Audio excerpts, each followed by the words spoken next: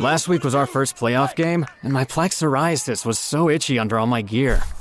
Sometimes just thinking about scratching could take me out of the moment.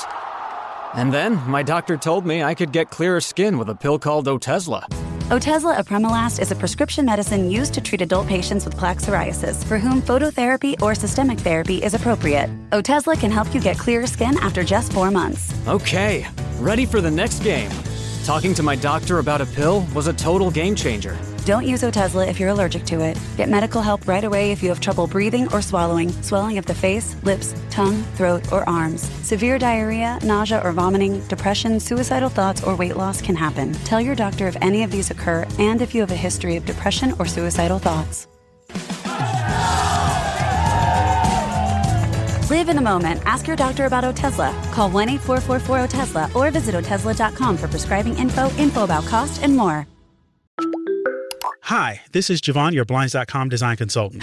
Oh, wow. A real person. Yep. I'm here to help with everything from selecting the perfect window treatments to... Well, I've got a complicated project. No problem. I can even help schedule a professional measure and install. We can also send you samples fast and free. I just might have to do more. Whatever you need. So the first room we're looking at is for... Shop Blinds.com now and save up to 45% site-wide. Blinds.com. Rules and restrictions may apply. This episode is brought to you by Progressive Insurance. Fiscally responsible, financial geniuses, monetary magicians. These are things people say about drivers who switch their car insurance to Progressive and save hundreds. Visit Progressive.com to see if you could save. Progressive Casualty Insurance Company and Affiliates. Potential savings will vary, not available in all states or situations. Your snacking routine can get a little dull. Time for an Oikos remix or Light and Fit remix. Like a crunchy storm of sea salt praline pretzels, dark chocolate, and butter toffee, showering down into a smooth, creamy yogurt. Enjoy 6 remix varieties, 3 Epic Complete Protein Oikos remix options, or 3 craveable Light and Fit remix options. See remixyogurt.com. This podcast contains mature content, explicit language, suggestive situations, and partial to full frontal nudity. Listener discretion is advised. Don't let your kids listen to this. All right then, Dodge. All right then. Alrighty then, Dodge. No D. I do like that you clearly clipped in. Is the meme frozen for you? Is that just me? Already. Yep. Okay, cool. As soon as I hit the recording, basically. Yeah. And he has the dumbest look on his face. He's so wistful about Will Patton. Will Patton in Fled. He's back. I do like that you clipped it, not even saying, oh, you fucked it up. Clipped it and put it in the chat. Clearly not how we say it, not how we remember it. And his first response is... Does he say it again? Doesn't he say it again? They say it twice. Yeah. Like we couldn't have possibly got it wrong. I asked the question. When we did Honest Thief, I wasn't like, no, there's got to be another time where he goes, wrong. No. You got it wrong. I asked the question. It's foisting. I asked the question. May said, nope, this is the only time. And then I did the exact joke that you just did, you fucking hack.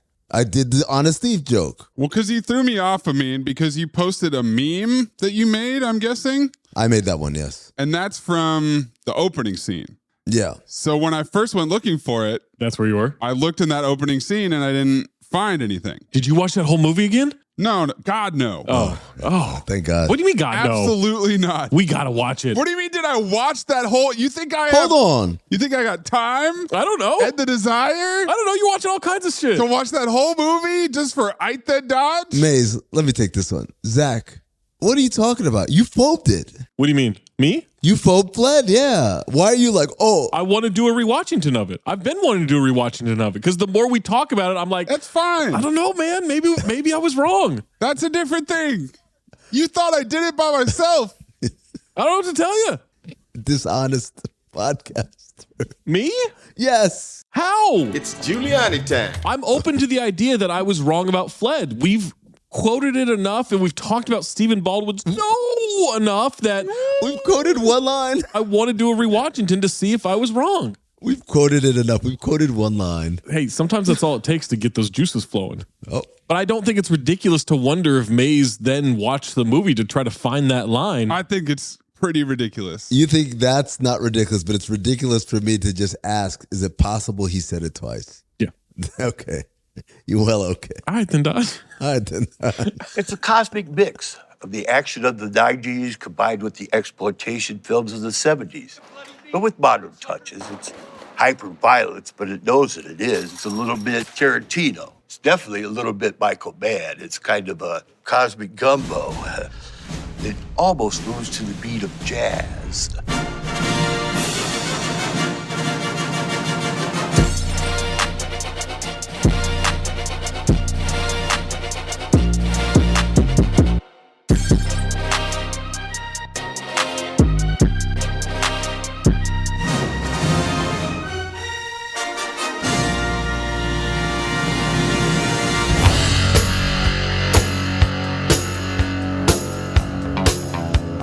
People are genetically inferior, or they're culturally crippled, or they're socially deprived. How come God couldn't make everyone one color? Like tan? I wish I'd fucked a black broad before I got married. I could really feel 400 years of oppression and anger in every pelvic thrust. I can smell horny across an ocean. Not all women. Good for you, man. Good for you. Good for you. Just the hot ones. Hello, Oprah. You're not allowed to go down on me for 1 month. No, Judith, Don't please. make me take away your masturbation privileges. Yeah, I'm horny too, baby. Hey, Charmin, come on down here. Will you want to exercise my dominance? Scaring. I'm getting a patriarchal urge.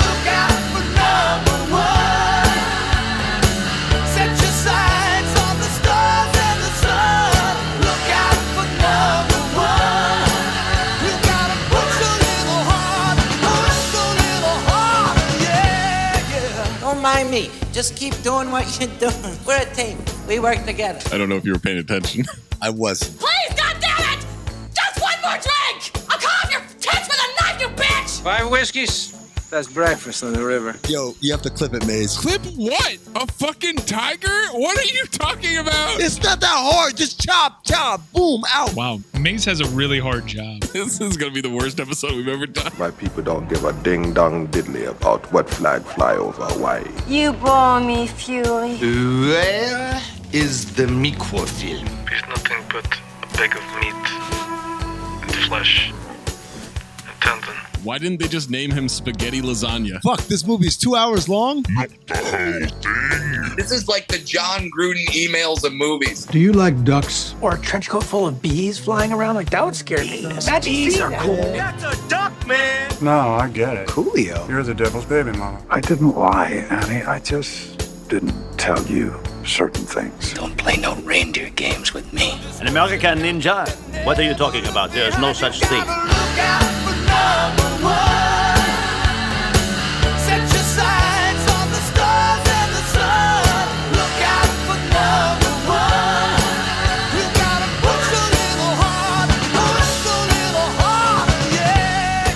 You've gotten rich off of the people in this town. You bet your ass I have. And I'm gonna get richer. Coughlin's Law. Go into incredibly descriptive details of the story so we all know. Oh, man. I wish I had better notes. Have you ever heard such a pile of shite? Once I get a DVD player, I'm going to watch Gala Walkers once a day. Come here and give me a squudge. You know what to do from here, Internet. All right, cool. Let me Google how to open QuickTime. Justice is blind. It's got space dementia. But it can be heard. Time to find out exactly what this ooze can do. Pull a fucking rabbit out of your dick and phobe. I'm Temecula's newest hard-on, dog. Hey, look at here. Why don't we eat us a few thousand beers and you can tell me what's buzzing in the big bad city. Coming on, yeah! Look out for number one. Set your sights on the stars and the sun. Look out for number one. You gotta push a little harder, yeah. Enough! It's not funny anymore. Fuck you. You're cool. And fuck you, I'm out.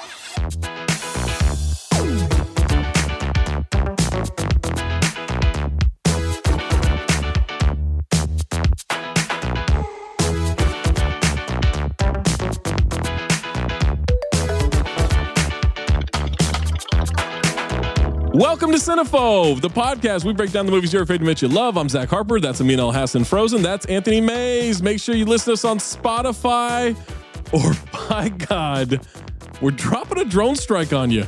Unless that's insensitive to something that's happened to people you love. And then, I don't know, we'll dill you in a hospital or something while you're in a coma. Nope. That happens. No, that happens. Does it? That happens. Spotify is where you can vote in the poll, like the poll for Nothing But Trouble. 68.4% phobe, 31.6% file. But those files, people riding hard for this movie. I got a lot of DMs about, fuck yeah, I'm so happy you did this movie. This is an easy file or whatever. I'm like, wow. I thought this was going to be a very contentious one, not people riding hard for it. I had a feeling that there was going to be, I didn't know how many of these people there were, but they were going to be loud, kind of like Boondock Saints. I don't know why this movie has the hold it has on people, but it does. I thought we were going to be in the minority. Spotify is also where you can leave a comment, like LeJames Braun, who commented, File, I love this terrible movie. Been waiting on this since I started listening 230 years ago. We're on 262. He started in the 30s. Now he's here. That would be somewhere around Spencer Confidential to I Am Wrath. Hall Pass. Maybe Hall Pass. Primal, Scary Movie 3, Coffee and Cream, Cop Out, Ballistic, X vs. Sever, Teen Wolf 2. Dan Saylor commented, loved this movie as a child, but when my ex-broad in college, quote, wasn't feeling well enough to go to the bar, we stayed in and watched this boiled garbage that definitely didn't hold up. She made it up to me by giving me a Hummer. 2 days later, I was hospitalized and finally diagnosed on the 4th day of having strep. On my dick, phobe. That's a hell of a Hummer. What's her at? Can you have strep on your dick? No, there's no way. Is that a euphemism? That has to be a euphemism. There's no way you can have strep on your dick. That means her mouth must have been a petri dish. I mean, it's college. Everyone's was. You know how much cock you got? It's Giuliani time. You know how much cock you got to suck in order to suck a cock one time and give it strep? Yes. Oh, Derek. And Jimbus commented, file on movie, phobe on Zach, bingo, impression of Gerard Butler. Well, buckle up, Jimbus. Oh, my God. Oh, buddy. Take that thumb out of your ass and put it in your ear because you're not going to like this episode. Or put it in your ass again. Repeated? Yep. Leave a review. Leave a comment. Make sure you're checking out CT5 episodes on the main feed. Leave us your CT5 suggestions and lists on social media or in the Discord. By becoming a patreon.com/counttheding subscriber, you get access to ad-free episodes, extended cold opens, rewatched and live events, past, present, and future, early episodes drop in, access and discounts on live show tickets, Discord access, and all the extra content, not just for Cinephobe, but across ye old CTD network. If you have a submission, submit it. Reminder, it needs to be 40% or lower on the Rotten Tomatoes audience or critic score. All right, episode 250, Daisy Chain. Where am I starting this? Chain, chain, chain. Chain, chain, chain. Chain, chain, chain. Chain, chain, chain. Chain, chain, chain. Amin used... Every week, we're going to do it like this. I hate being sent. I have a problem with authority and being told what I can and can't say. The whole thing with me. It's Giuliani time. That's why some people don't like your podcasting. I guess. I tell them no. He's misunderstood. I don't think you do. I really don't think that happens. Amin used rappers turned actors or dicks to go full-blown illegal murder spree vigilante as we battled the people's champ, racism, and the Meatball Brothers, Fettuccine and Alfredo with Shaft. I used the name drop of Richie Rich to play basketball with a fucking cheeseburger in our hands because that's how fats play basketball with Richie Rich.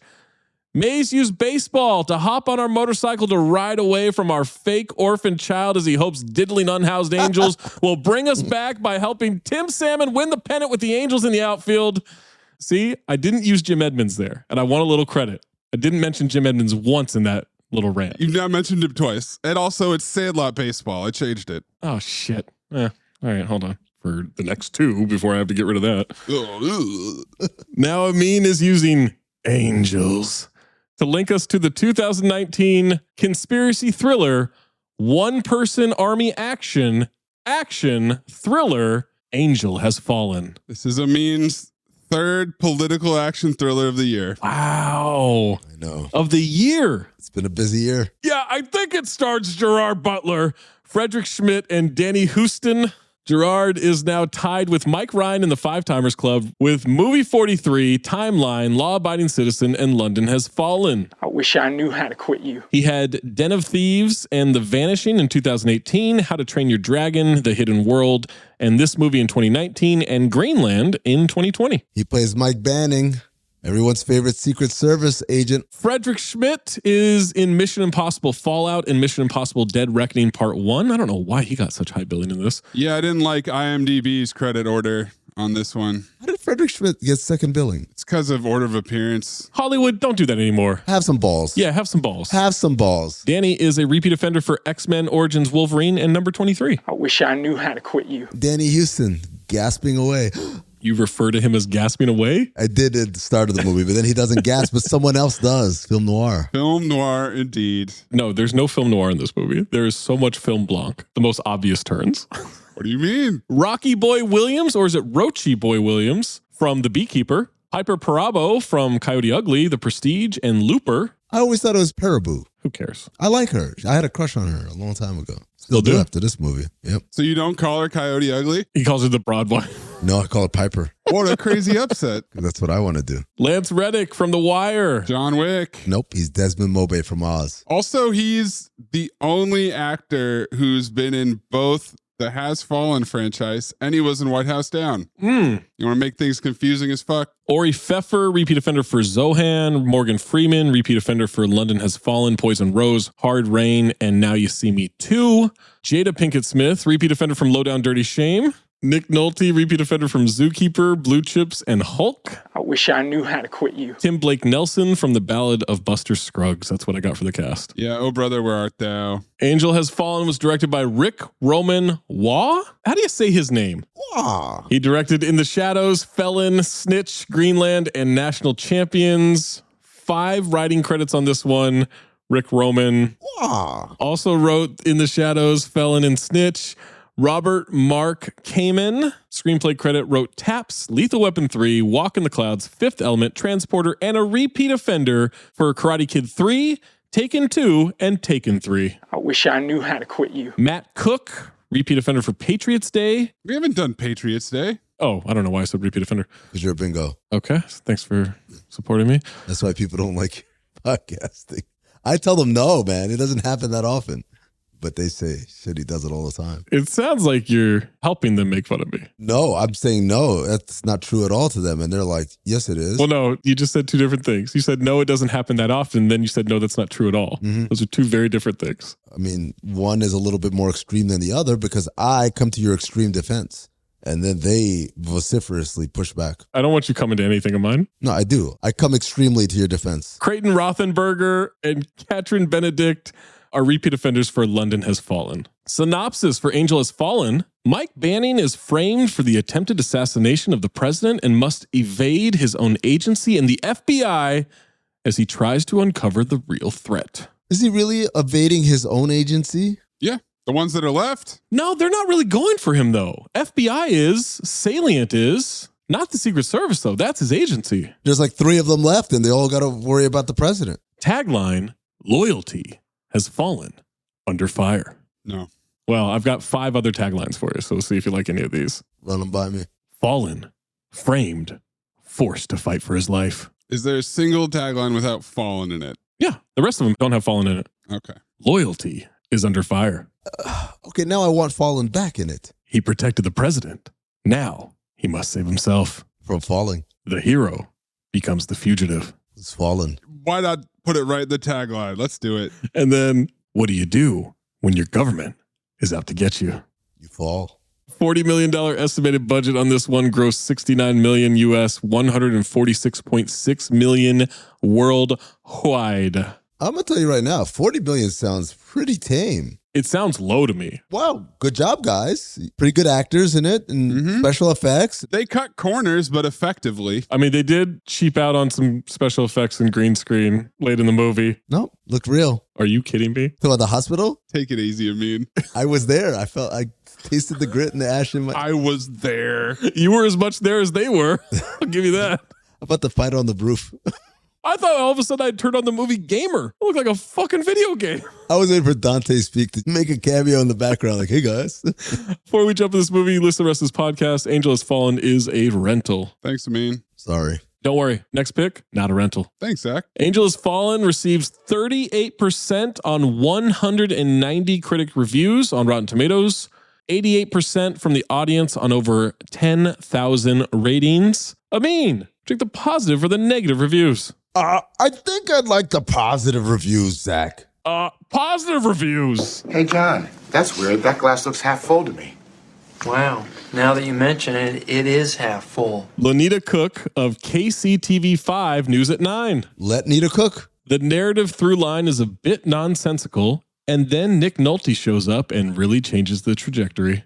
Okay. The narrative through line isn't nonsensical. He's still a fucking Secret Service agent for the president. And he's more awesome than anybody in the Secret Service or CIA or mercenaries or whatever. It really is like they just had Mission Impossible and like, make that guy the Secret Service. Yeah. He's been disavowed. Eddie Harrison of filmauthority.com. David Harrison. A guilty pleasure for all sides of the political spectrum. There's a reference in this movie that took me aback. I was like, whoa! Oh, yeah. It's pre-lockdown. Alan Alamachar of the MacGuffin. Every once in a while, a little junk food cinema is good for the soul. Zach's tone said, Alan, a 9/11-y? Whoa! That's where your tone was. I've heard stories about you. I've always chosen not to believe them, though. You want to get into our DMs? You want to do that? Sean Edwards of Fox 4 Kansas City.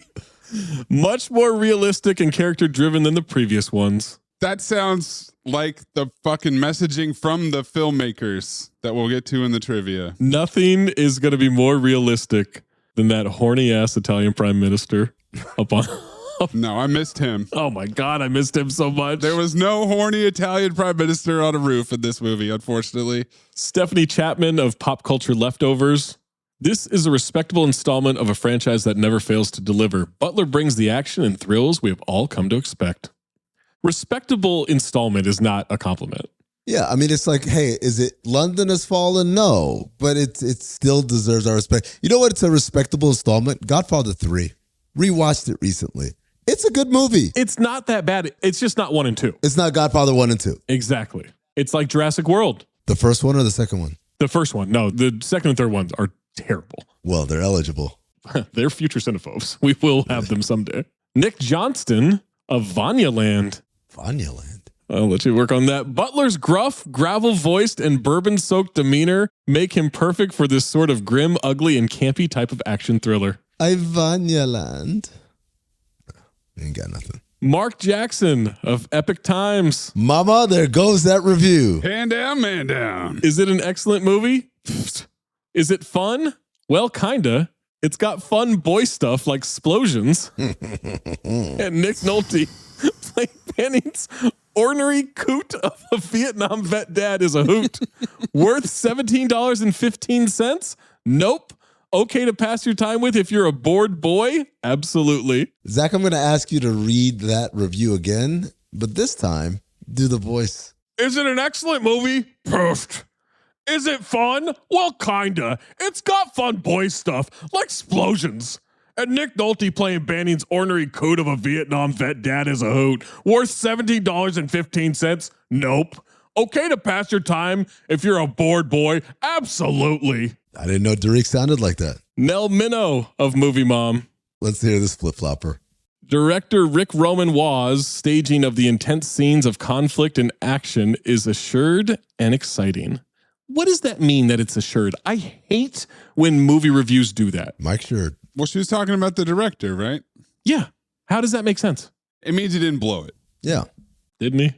I mean. Negative reviews. Stop being a pessimist. This tank is not half full. It's half empty. Richard Krause of Richard Krause. Jerry Krause. No suspense, just loud noises. Lots of them. Loud noises. It's a lot of loud noises. Mike Massey of Gone with the Twins. Sticks to a predictable formula. Cobra formula. It does. Oh, we got some Nolte formula in there. Janiyah Green of Chicago Reader. Gerard Butler takes viewers on a thrill ride as he fights for his reputation and his life. Negative. Oh, Gerard Butler's fighting for his reputation?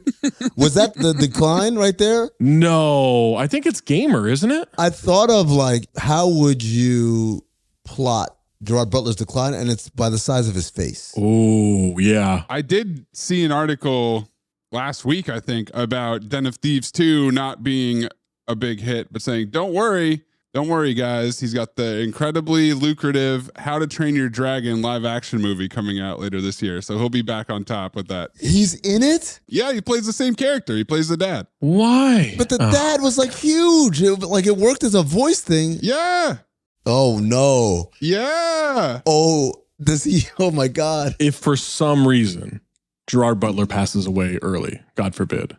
Diabetes? I've got a real future as a voiceover actor in the How to Train Your Dragon series. Not where I thought you were going with that. Slot me right in. They're doing live action now, so you're done. No, they'll go back to cartoon. This is going to flop. They'll go back to cartoon. Matthew Toomey of ABC Radio. Matthew to you. You could watch an episode of Scooby-Doo and find more interesting villains with better crafted plans. This is Zach's review. Whitney Scott Bain of Starburst. Do the voice? Avoid. John Winkler. You got to do the voice, man. Of what? The name is Whitney Scott Bain. What do you think the voice is? Oh, avoid. With a fedora on. Yeah. And a trench coat. John Winkler of The Young Folks. Henry Winkler. Angel Has Fallen sucked. That's a review. Yeah. God damn it, man. Come on, Rotten Tomatoes. Sarah Mars of Laney Gossip. If you have to watch a Has Fallen movie, watch this one. It's the least likely to make you want to claw your soul from your very body and leave this plane of existence. Clearly, this person hasn't seen London Has Fallen. And then last one, Paul Chambers of Movie Chambers. Tom Chambers. There were a lot of this type of review. Let's hear it. Angel Has Fallen, and it can't get up. Ah. Like Paul Blart? We'll get Mean's first note, May's first note, and my first note after these messages. Unless you subscribe to that Patreon, patreon.com/countthedings, you get an ad-free episode right meow. Hello, listener. I'm sure you don't need me to tell you that we at Cinephobe love our pets. Zach and Boogie are inseparable. I've got 2 cats and a dog, and Amin is giving his best ass-on performance to convince dog owners that he loves their pet. Hey, Noodle. Hey, boy. How you doing? And Noodle was just like, whatever. Which is why today's episode is sponsored by the ASPCA Pet Health Insurance Program. Your pet is part of your family, and you want the best for them no matter what. But vet bills can really add up. That's why you should check out pet insurance. And with ASPCA Pet Health Insurance, you can focus on the care your pet deserves and cover what matters most. The ASPCA Pet Health Insurance Program offers customizable accident and illness plans, making it easier for pet parents like you to help your pet get the care they may need. The ASPCA Pet Health Insurance Program has been around for over 18 years, and they've helped more than 600,000 pets during that time. They allow you to customize your plan, helping ensure that your pet's plan is as unique as they are, because vet bills can really add up, especially when you're least expecting it. It's simple. Use their app to submit a claim, and you'll receive reimbursement for eligible vet bills directly into your bank account. To explore coverage, visit aspcapetinsurance.com/dings, D-I-N-G-S. That's aspcapetinsurance.com/dings. Again, that's aspcapetinsurance.com/dings. This is a paid advertisement. Insurance is underwritten by either Independence American Insurance Company or United States Fire Insurance Company and produced by PTZ Insurance Agency Limited. The ASPCA is not an insurer and is not engaged in the business of insurance. This episode is brought to you by the Toyota Grand Highlander. From daily routines to life-changing adventures, the Toyota Grand Highlander is spacious, powerful, and ready to take on life's grand challenges. Advanced safety features and innovative technology give you confidence for whatever life throws at you. And it's available in a hybrid Nightshade Special Edition, which includes sophisticated gloss black exterior accents and 20-inch black alloy wheels. Learn more at toyota.com/Grand Highlander. Toyota, let's go places. The #1 selling product of its kind with over 20 years of research and innovation. Botox Cosmetic, onabotulinum toxin A, is a prescription medicine used to temporarily make moderate to severe frown lines, crow's feet, and forehead lines look better in adults. Effects of Botox Cosmetic may spread hours to weeks after injection, causing serious symptoms. Alert your doctor right away as difficulty swallowing, speaking, breathing, eye problems, or muscle weakness may be a sign of a life-threatening condition. Patients with these conditions before injection are at highest risk. Don't receive Botox Cosmetic if you have a skin infection. Side effects may include allergic reactions, injection site pain, headache, eyebrow and eyelid drooping, and eyelid swelling. Allergic reactions can include rash, welts, asthma symptoms, and dizziness. Tell your doctor about medical history, muscle or nerve conditions including ALS or Lou Gehrig's disease, myasthenia gravis, or Lambert-Eaton syndrome and medications, including botulinum toxins, as these may increase the risk of serious side effects. For full safety information, visit BotoxCosmetic.com or call 877-351-0300. See for yourself at BotoxCosmetic.com. Amin, what is your first note? Dark and ominous tones to start this movie. The victim's penis was found behind the AC unit. Just go with the usual stuff, maybe. Something dark and ominous, like losing your penis is a bad thing. Oh, you want dark and ominous? Come on, I got Allman Brother tickets. I gotta get out of here. Maze, what is your first note? Geez, I didn't think we'd be going this clip heavy in the first note, but I also need a clip. Let me take a video of you saying that you're going to kill the president. What? It's no big deal. No one's ever going to see it. Unless I hear the story of me housing Dilla's Burger down at Grams's Lorelei Lounge. We're not saying that. Saying what? That we're gonna kill the president. Oh, shit. Say it again. Oh, my God. What is wrong with you? I tried to get a video, but I couldn't flip the thing fast enough. My first note does not require a clip. You sure? I haven't seen this. I've only seen the trailer, and I don't really remember anything from the trailer other than I think they do a drone strike with like 1,000 drones on a river while Gerard Butler is fly fishing or some shit. I don't know. Yeah, I think the fish will be jumping today. Oh, man. When you were telling the story last night, you had so much detail. The detail was so rich. It was rich detail. Go into incredibly descriptive details of the story so we all know. Oh, yes. Now it's time for the scenes. Here's what happened. Bow. G-Base Films? It's like a G-Base on a fly tip. We got slow-mo shots of Gerard looking at a cutout in a boarded up window. He's in full attack gear. There's a shitload of soldiers in a helicopter outside. Everything's slow-mo. For a second, I thought this is an origin story. Same. Oh, this is how it starts. They got you. That's exactly what they were going for. We don't know where we are or what's happening, but he's already killing people. Is this a flashback? Yes. Can you start a movie with a flashback? I think movies should start where they start. But that would just be the start of the movie. It's not a flashback if it's the beginning. It is if it's a series. We've had 2 Has Fallen movies. If we start this in the past, that's a flashback. But if it was an origin story, is the whole movie a flashback? Wolverine was like that. Remember, they started in the Civil War. That whole thing's a flashback? Damn. Needed more harmonica. Whole movie was a harmonica. 30 seconds in. Beyond ass off. I cannot believe how much I like Gerard Butler. Dude, the eyes, right? When he starts staring off, contemplating his existence. Oh, shit, man. Oh, my God. Did I have it wrong this whole time? I thought he was terrible. I thought he was the worst. Until we started doing Gerard Butler movies, I thought he was one of the worst actors who's ever lived. He's incredible. This guy is incredible. Outstanding. He's one of the greatest thespians we've ever had. Maze, feel free to concur. Sweep it. Phobe. All right. They're definitely hunting him. These guys, their English is really good. So now I'm really confused. Even if this is a flashback, an origin story, why are these guys speaking perfect English as they're hunting him down? He is taking out guys left and right. Tosses a flashbang. He drops through a hole in the ground. He disarms another guy and kicks him down the stairs. Takes out 3 more guys outside. A gunman from a chopper shoots at him. He goes back into the building, takes out another 3 guys. They're trying to prevent him from getting to the extraction point. He gets pushed outside and he gets hit. And oh no, it's paintball. Film noir. Film blanc. Ah! Fuck! Maze, I need you to clip that fuck. You have to. And put it on the soundboard. Same note too. Because that fuck fucks. That's a horseman in this movie is Gerard Butler saying fuck. And talking out the side of your mouth. Wasn't that a horseman in the last movie? It's always. In London as well.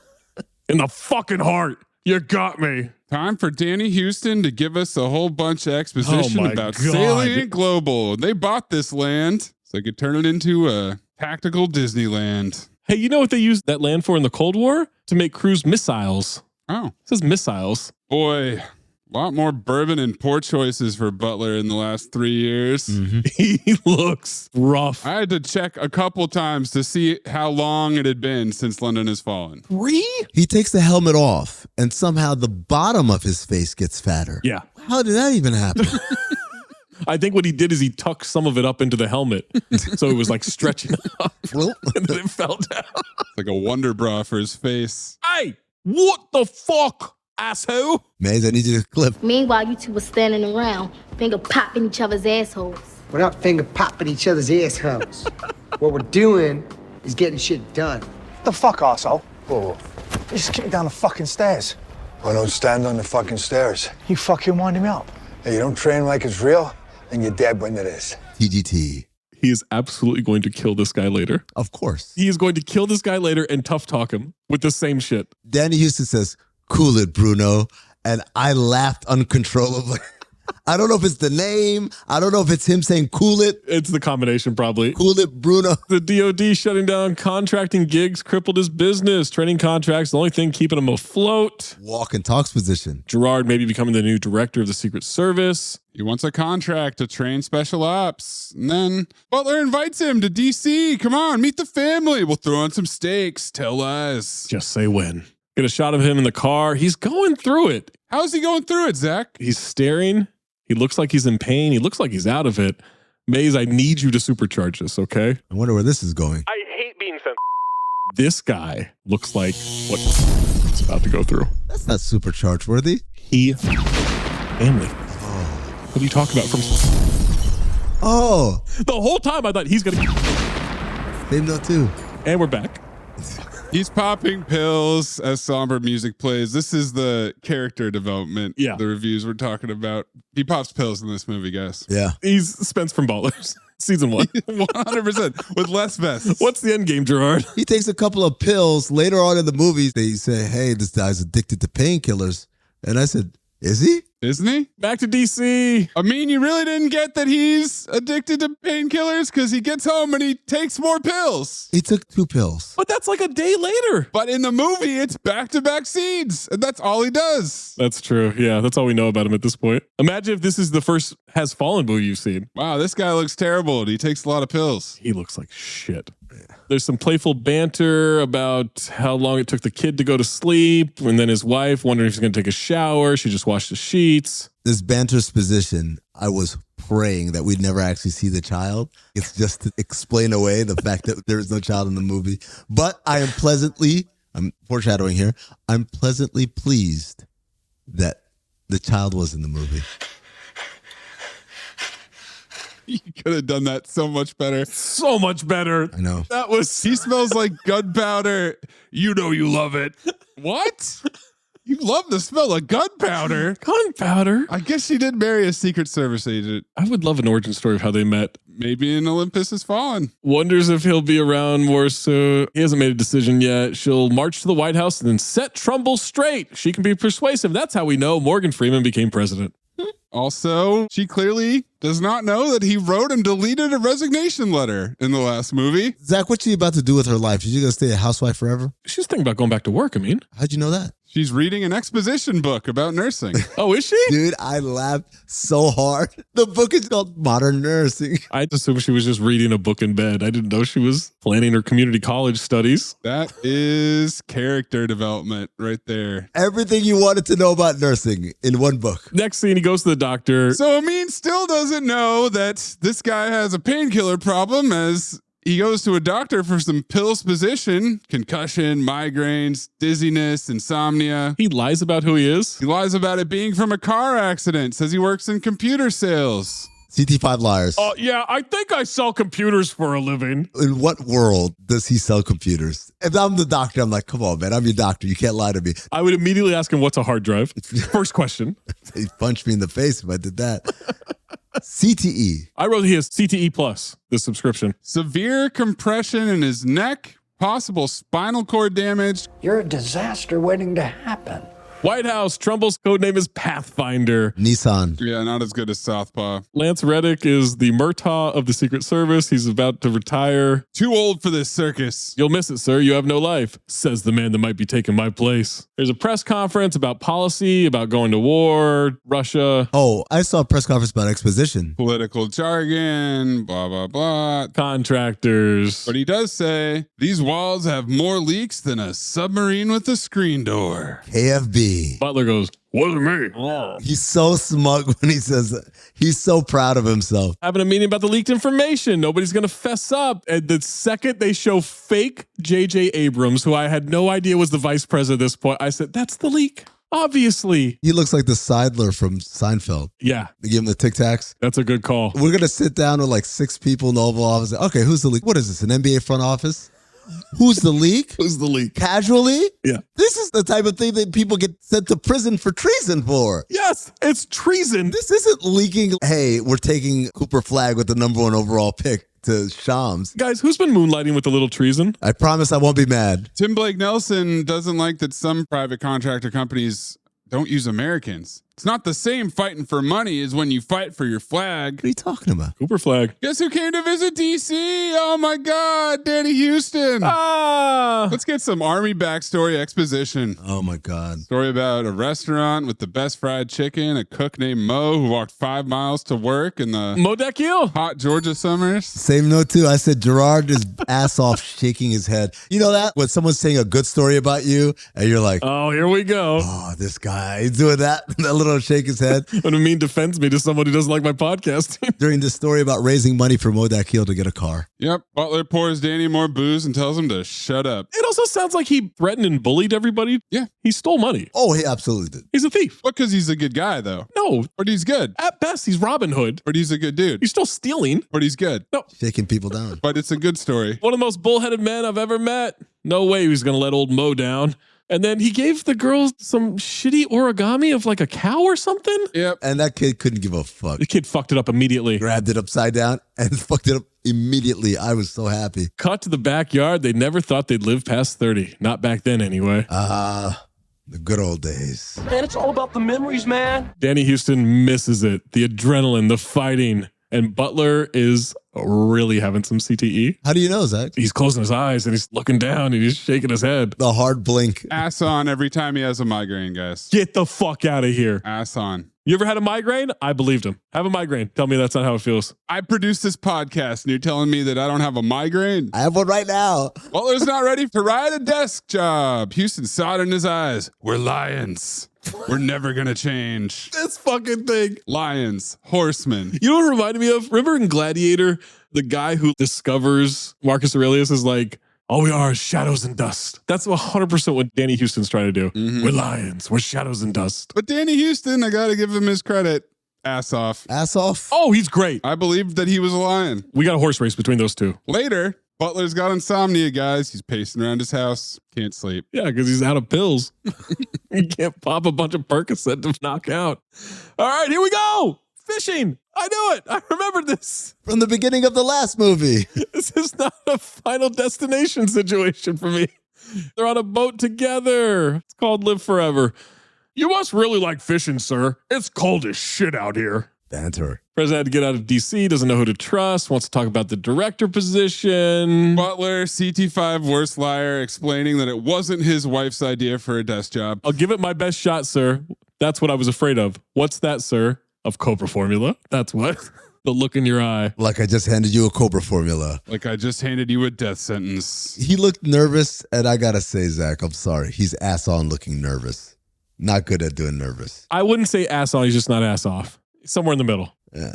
Maybe towards the ass on side of the spectrum. There you go. Butler would keep charging hard till the day he died. Uh-oh. No. Migraine. Maze. Needs to rehydrate. Let's be respectful here, okay? Yeah, if I had my way, sir, I'd keep hard charging till the day I die. Uh-oh. Migraine. Now this one's ass off. No. The one where he was with Danny Houston was ass on. This one was ass off. No. Because his eye flutters a little bit. His voice is killing me, by the way. Zach, we're 20 minutes in, bud. Pace yourself. My throat's too dry. I think my throat's too dry. I think my throat's too dry. Gonna die. I think I'm gonna need to rehydrate my throat. Wow, how did Zach die?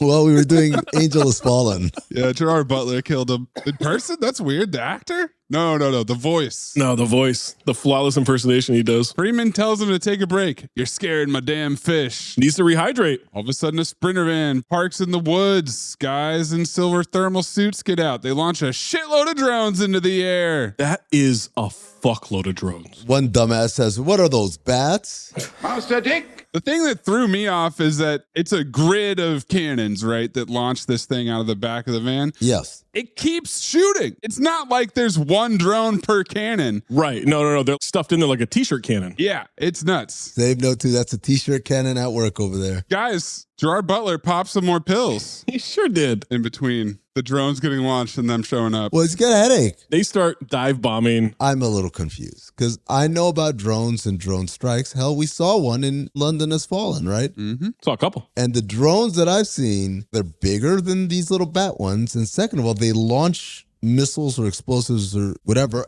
and it hits the target. These drones seem to be straight from Pearl Harbor because they go kamikaze style into people, but then they explode a level of explosion that is not commensurate to the size of the drone. Okay, I have answers. These are massive explosions. These are not military drones. These are from Salient. Yep. Okay, so these are special. Danny Houston. So he's like Tony Stark. Got it. 2, these are, well, can we say kamikaze drones? He already said it. Now you've doubled down. Just because he said it doesn't mean we can all keep doing this. Well, don't say it then, but he said it. What do you call it when something flying and crashes? They're Sui drones. That sounds worse than kamikaze. Sui? Yeah. You keep saying that word. Well, because you say soy. No, and that's not good. That is not what I said. That's what you said. Soy drone. And I was like, what? Suicide drones. It's about terrorists. It's about terrorists, man. These suicide drones are not there to shoot missiles. They are there to blow up. I think they've got C4 inside them or some kind of explosive that's C4-like. But each one is creating a level of explosion that even if it was made out of C4, the propellers, every part of it. C4 gets it done. I agree with you, Amin, but also it's something like 5 to 10 drones hitting at a time. Okay. Well, okay. There's so many drones. It's a shit ton of them. That's why he thought they were bats. It's because they're tiny and flying in formation. At least 100. Because it shoots off at least 2 rounds. There's 50 in each. More. Yeah, I would say more than that. Well, at least opens up the door for more. Oh, does it? Oh, so it could be 7,000. Morgan Freeman's crouching down, looking terrified under his ballistic hardcover X vs. Sever. He's ass off. Dude, wait till they look at this photograph. Guy at the controls of the drones is using facial recognition and tells him not to kill Gerard Butler. Mm-hmm. But kills what I thought was the entire Secret Service. There's a lot of dudes out there getting blown up by these drones. 18 of them. Seemed like more than that, too. It did seem like more, yeah. At least 18. Well, I think there were some soldiers or some kind of military outside of the Secret. Have we had this conversation before? Is Secret Service military? I think they're their own thing. Department of Justice. I think so too, right? Well, I'm just going off of Wild Wild West. That's my entire knowledge of how the Secret Service started. Totally. That is fucking unbelievable that you answered so confidently because of Wild Wild West. Why wouldn't I? It's federal law enforcement. Wild wouldn't I? Wow.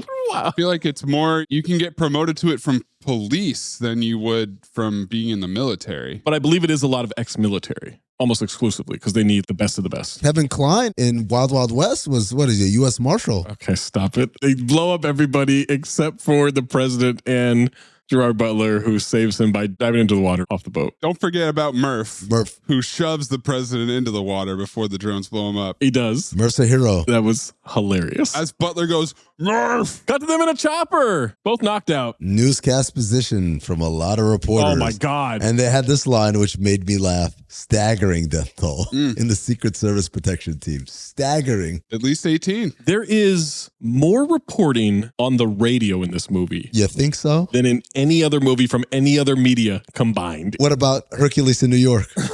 CGI Helicopter Month is back as Lance Reddick watches it land on top of the hospital. That can't be cheaper than renting a real helicopter and landing it. $40 million budget begs to differ, Zach. It can't be. Enter Jada strutting through an office, giving orders. We get Doc's position that the president is in a coma. And I said, I wonder if the nurse is going to check on his hog. It's nurse work. You want to wake him up? The nerd who was the obvious leak is the vice president? I thought for sure he was like an advisor of some sort. Same. Definitely didn't have vice president energy. And he is sworn in as acting president by a random judge lady as we see floating dead bodies all over the river. So this is where the diddling happens. He squeezes the president's feet. Ew. You don't notice that? No, I didn't. He's standing at the edge of the bed. He grabs his feet, both hands, gives a little squeeze. He's molesting the president. Who knows where that went? Maybe the transfer of power works like that. Through a foot massage? To a foot rub, yeah. Then ladies, you've made me the most powerful man in the world. Wait. That was a terrible riff. We have a woman president? This is the type of podcasting that people complain about, Zach. I know. To me all the time. I tell them, look, that's not the norm. I hope they eat my ass. Oh, okay. Jada's at the scene, learns about the Sprinter van. All right, let's work. She's ass on. She's so ass on. Lock it in. It killed me to do it, but Piper shows up at the hospital with the baby. Butler's in the ICU. Butler wakes up. He's groaning from a migraine. He's handcuffed to a gurney. Jada's there. He's groaning because he was attacked with explosives and he went underwater. Well, no, he woke up and he hasn't popped a pill in however long, so he has a migraine. He is going through withdrawals. Yeah, that's true. Jada introduces herself and questions him. What's the last thing you remember? He has a flashback and gasps, Murph. Murph getting blown up. Murph. Asked about the president, coma, whole team dead except you. Tell me how that happened. Wants to see the president, not going to happen. He's questioning the wife. Butler has $10 million in an offshore account. Jada found Butler's DNA in the Sprinter van, skin cells, hair, residue from explosives in his garage, an encrypted folder on the dark web. What the? Classified map with his itinerary. Why would it be on the dark web? What does that mean? Yeah, that's just words. Bad writing. Hoping nobody knows what that means. Did she know about his painkillers? See? Really hitting the painkillers early on this. This is an Uncle Ben situation for me. Then he says, can't you see I'm being set up? No, I can't. Thinks he was looking for a big payout. Wants Leah to find who set this up for him. Fuck you, lady. You can't play me. My husband's a good man. TGT. Yeah. Tough gal talk. Jada charges him with the attempted murder of the president. What the fuck is wrong with you? Let me advise both of you guys and every listener. If you are ever accused of attempting to murder the president of the United States. Say it again. This is not legally binding advice. The number one thing you cannot do. Do not follow this legal advice. Is react by screaming, what the fuck is wrong with you as you're handcuffed to a bed? Completely disagree. That's how you would react? It's so ridiculous. I need to know what the fuck's wrong with you. He was unhinged. I'm the president's right arm, right hand man. His silly wabbit. His silly what? Yeah, I think I'm Trumbull's silly wabbit. They take him out of the hospital in orange pajamas, and we get one of the worst. He said it. Oh, yeah. In Cinephobe history, CT5, lock it in. I cheered. Where's my bell? Same fucking note, too. President Trumbull's top guardian angel has fallen tonight. I applauded. I had a cigar in my mouth. I stood up in the middle of a fictitious movie theater. It really made me wonder, because there's one quote from Gerard Butler in the trivia, but Olympus, haven't seen it, but I have to imagine it's a code name. It's got to be a code name, yeah, for the White House. Second one, city, London. Where's that? Third one, Angels. Couldn't do another city. No. And I guess they didn't want to add guardian angel has fallen. Too wordy. So they did this bullshit. Incredible stuff. Leah's getting harassed at home, but there's going to be cops and reporters out there, so she should be safe. They're tapping her phones. So we'll give Banning some rope to hang himself, says Jada Pinkett Smith.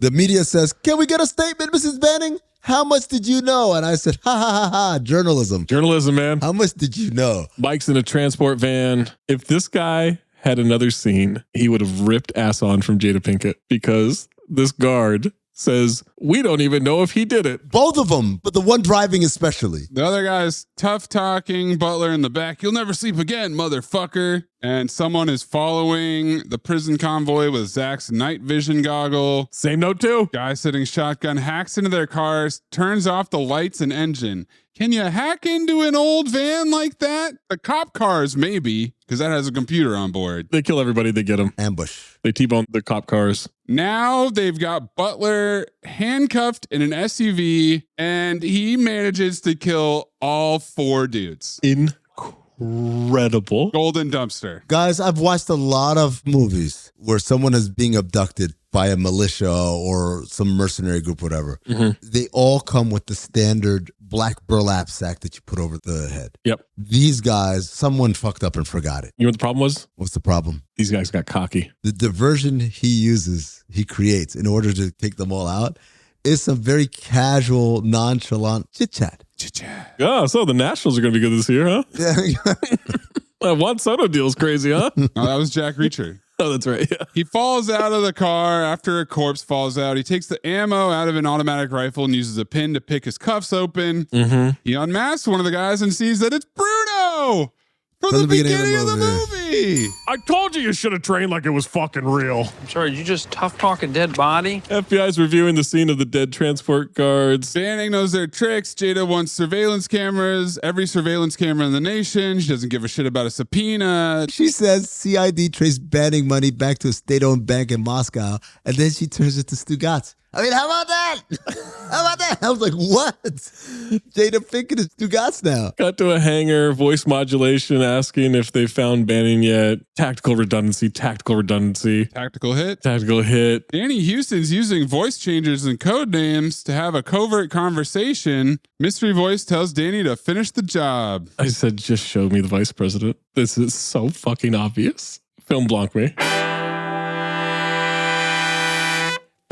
Super sweaty Banning calls Piper collect from a payphone. 1-800-COLLECT. That's why this movie was written in 1988, guys. There's no chance. He found a payphone that had the receiver connected to it. I don't know what kind of crackhead is doing this, but they're pulling out the receivers on any existing payphone.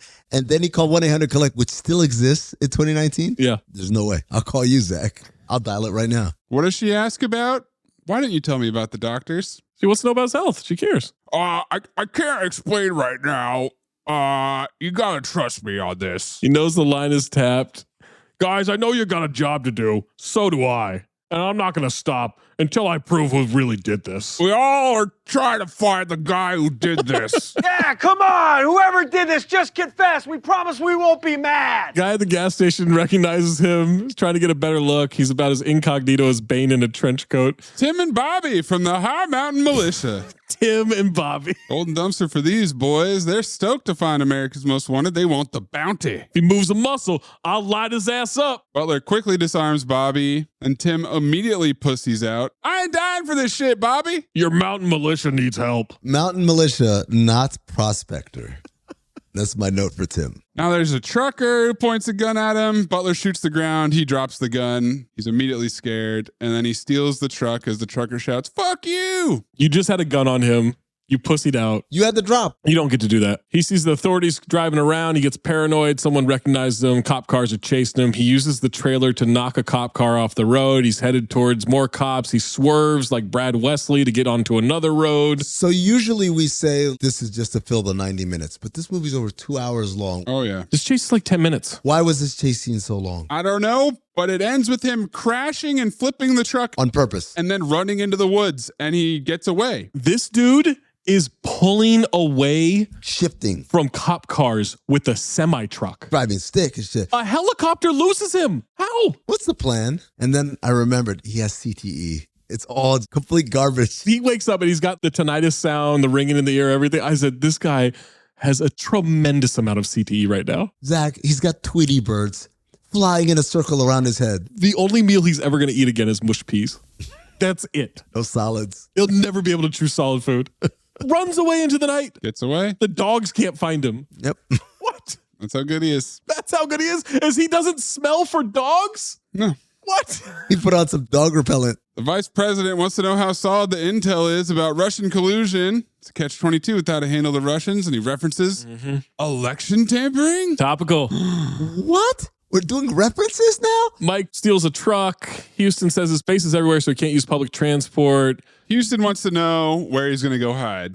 Butler, falling asleep, nearly crashes. Is he falling asleep or is his brain swelling inside his skull? Yes. What's happening? Drives into the woods, approaching a remote cabin, and here comes shaky Nick Nolte, pointing a rifle at him. I thought Gerard Butler looked like shit. I know Nick Nolte is considerably older. He looks like absolute ass. Can I say that Nick Nolte is in character, whereas Gerard Butler actually looks like that? That's the vibe I got. I think Nick Nolte is in a Jeff Bridges situation where his characters now are just him. He just doesn't care anymore. Yeah. I can't be bothered. How the fuck you find me? Oh my God, that voice. That's a pretty good Nolte. RFK Jr. I didn't know I could do that. Oh boy. I run security for the president. How do you think? Butler's been tracking his locations. That's Big Brother for you. CT5 siblings. Nolte gets the news out here, asks if he did it. You'd like it if I did.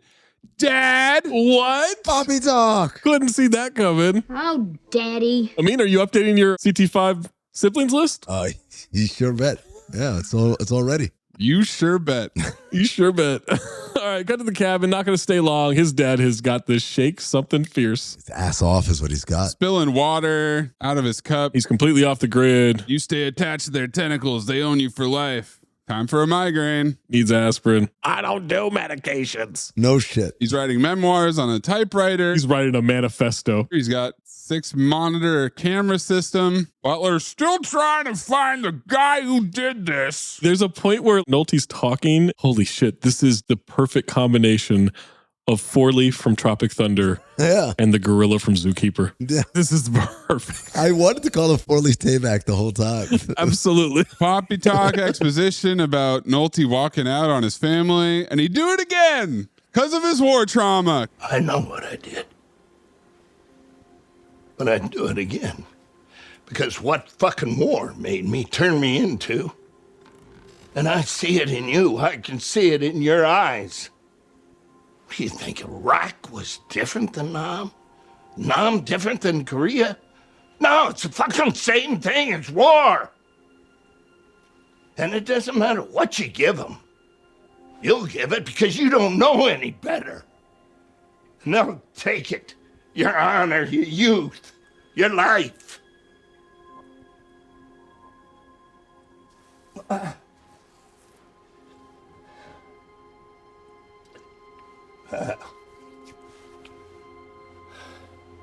Me disappearing was the best thing that ever happened to you. You wouldn't have liked me. Slick back hair, white bathing suit, sloppy steaks, white couch. You would have not liked me back then. Vice President's giving a press conference. Freeman's still in a coma. The world as we knew it has changed. He publicly announces that Banning was behind the assassination attempt and then blames the Russian government. Topical. Signs an executive order for a private contractor force. Soon to be topical. This is an overt act of war. Yes. You just accused a foreign nation of attempting to murder your president. That's what he wants. At the time, they just kind of threw it out there. I was like, what are we doing here? My favorite part is that it gets stepped on, but he says otherwise they would have had to enforce a draft. Right. We've taken a couple leaps here. Last scene, he's asking, is this intel solid? Now he said, we need to draft people for war. Either that or I'm paying somebody. Yep. Danny Houston's watching. He says, we're finally going back to work. I wonder if they're working together. That's interesting. They found Banning, went through his entire search history to find him, constantly monitoring his dad's social security number and disability benefits. We see Nolte's file and a young picture of him. Danny says, oh yeah, that's his dad. He told me all about him. Oh, Daddy. Exposition. He says, where's Daddy now? And I fucking lost it. I started laughing so hard. Where's Daddy now? And of course, they know exactly where he is. West Virginia. Where else would someone like that be? Cut to the cabin at night. Mike has been sleeping in this rocking chair. His neck is already in terrible shape. He is fucked. At least he slept, though. I guess. Insomnia. I mean, he's in a coma from the fucking concussions he suffered. Not long, because his dad woke him up. Night vision cameras picking up at least 15 guys. Minimum. Creeping up. God damn, 15 dudes? Oh my God. 15 dicks? I ain't gonna hold him off with this pistol. We gotta get out of here. I ain't going nowhere. My fucking mountain. Don't stay here if you want. Shit. Butler opens a trap door in a shed. He finds a tunnel. Luckily, Danny gave us exposition last scene that Pop is a tunnel rat from Nam. I knew you had time to kill, but Jesus. Another Gerard Butler tunneling movie like Law Abiding Citizen. Just keep low and don't bitch. Don't prod. They get to the other end. Nolte opens up a hidden panel. Mike says, stay here and I'll draw them out. I wouldn't. Why? Old bull, young bull. He starts lighting up explosions by seemingly pushing the same button. He's pushing buttons and he's pulling wires. And that's what I wrote, Nolte formula. Permission to now call explosions boy stuff. Oh. Oh, no. Boy stuff happening. Motion denied. Oh, my God. Absolutely denied. We get a Wilhelm scream from one of the guys. He kills everybody. Butler gets in there and kills some guys at one point, but Nolte blows everybody the fuck up. They're on fire. And then we get some more Nolte formula. Pull on that wire. What wire? In the fucking leaves. Where else? You're the most aware Secret Service agent that's ever lived. How do you not pick up on where these are? Because Daddy knows best. I forgot how much Mike Banning loves stabbing people with a knife. Yep. Because he stabs the guy in the throat. He reminds you a lot in this movie. Says, you almost blew me up. I didn't tell you to run down there. Good point. Fuck ton of explosions go off, takes out the rest. Lots of are you kidding me energy from Gerard. Really? You kidding me? You're welcome. Golden dumpster. Fucking incredible. Next morning, Butler piles up the corpses. How does Nolte get his news exposition? The radio, of course. Well, that's where the best journalism's happening in this movie. And you can't tap a radio. Confirmation that the Russians did it. Butler's had enough of his dad. Stop with all your big brother shit. Your country didn't betray you. You betrayed yourself. You betrayed the law. Law. Butler is spitting so much, tells his dad he gave up. Nolte says, sometimes it's better to know when to quit instead of lying to yourself and hurting the ones you love. Future callback? Absolutely. Also, Butler is spitting, but I have a theory that he is covering up the drooling that is happening involuntarily from copious concussions and CTE. And so as he feels the drool coming, he just spits. So it doesn't dribble down. Butler takes a dead guy's phone and calls Danny. Guess I should have sent more guys, huh? Banter. This is actually so ass off of Nick Nolte, because as Banning is on the phone with Wade, like any father, when his son is on the phone, he starts trying to talk into the conversation. Yelling in the background. Yelling. My dad does the same thing. Every single father does. Gerard Butler gives him the finger. Stop. I got this. Butler covers his mouth. Danny says the president was in the way. Butler wonders if he's after billions. And then Danny gaslights the shit out of Gerard Butler. Oh my God. You think it's about the money, Mike? I wish I could trade places with you.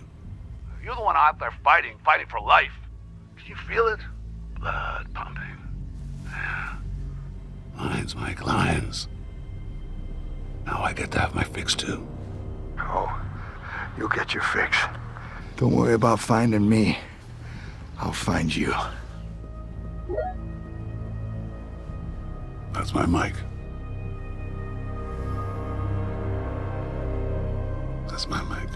Have you heard that we're lions? Lions, Mike. Lions. They hike out from the cabin. That's my Mike. Nolte's bringing his manifesto. He's not letting no bureaucratic pricks read about his life. He's got an ancient Chevy truck under a stick tent, like a rock. Like a rock. Mm-hmm. Hard like a rock. They argue about disguising Butler for toll cameras, and he gets photographed with geographical coordinates. Why didn't he hold up his left hand? Oh, because eyebrows isn't in this movie. That's why. What disguise would Nick Nolte wear? Jada's going to go to Salient. They're trying to figure out if Moscow is tying up loose ends or if Banning is throwing them off the trail. And I said topical.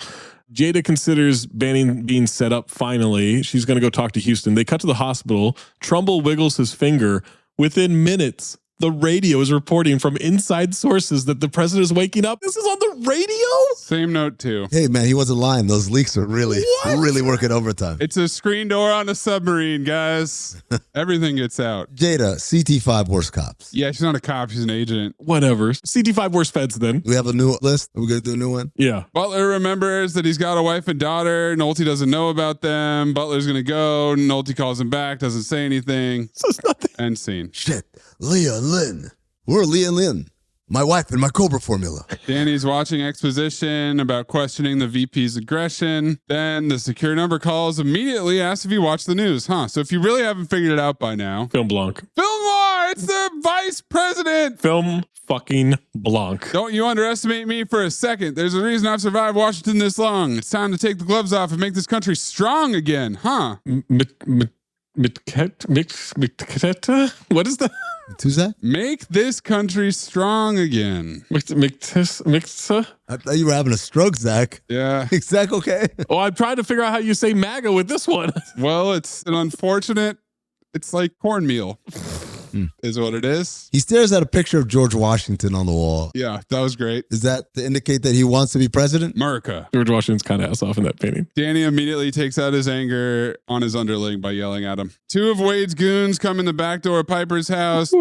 Baby crying. The door's wide open. Your husband is framed for murder. We don't know who's doing it, and everything's going crazy. Why is the patio door? He did tell her the cops are going to be all over the place, so you'll be safe. Clearly they weren't. Well, yeah. Goons walk in. Wade sent us. She doesn't buy it for a second. Good on her. Guy just pulls out a gun. This baby is racist as fuck. The second the baby sees a black man, she starts screaming. My friend, the baby is not racist. What the baby is ass the fuck off. As soon as they walk in, the baby throws her arms and goes, wah! That's a real ass cry. When Piper picks her up, the baby starts crying, I want daddy. Yeah. And then a second later says, mommy. And I said, either this child has been incredibly traumatized to make this movie, or this is the greatest actor ever. This kid can talk. talk sentences? I want daddy and mommy. Since when? This is what the role asked for. Jesus. That's acting right there, ladies and gentlemen. They go in the backyard. Nolte's there. Pistol whips one guy, stabs the other guy, and is so ass off that he is an old man with a random cut on his head that there is no explanation for. He had that before he got there. From what? He fell. He's old. He didn't have it when Mike left him, and he didn't get hit. Zach, he falls down constantly. He's an old man. He's shaking all the goddamn time. I said lock up ass off for him. It's over. It's so in character. This wasn't the way I wanted to introduce myself. I'm Clay Banning, Mike's dad. She wants him to say something personal about Gerard Butler, like a security question, except he doesn't know anything. He knows nothing about his son. He gives the middle name. Jameson, like in the doctor's office. And then he gives his wife's maiden name. That's it. He memorized the birth certificate is what he did. That's all he has. He says where the child was born. That's it. That's his information. And yet, he buys it. More information than Joseph Gordon-Levitt's dad had about his son in Angels in the Outfield. Piper gets this information, looks at him and goes, all right then, Dosh. And guess what? She's going to do some nurse work on his mysterious wound. President wakes up, says he remembers a drone attack and floating in the water, protection team killed, wonders if Mike was killed. They catch him up with exposition. And he doesn't buy any of it. He wants to talk to the VP. Not going to let him go to war. But apparently they never get through to the vice president, which is hilarious. Busy. Back at Salient, Danny's guys find a way into the hospital. I don't pay you guys enough money. I like that line. Banter. Jada shows up in a helicopter. Danny goes out to greet her, says, Jada's the reason we're fighting our wars with one hand tied to our dicks. Great line. TGT. And he shoots him. And Mayes, you have to clip the sound that Jada makes. I knew it. Because first she gasps. Ironically, she does the Danny Houston gasp to Danny Houston. Yeah. And then he shoots her and she goes, clip. God damn it. Clip Shane. Shane Gillis. Trump getting shot.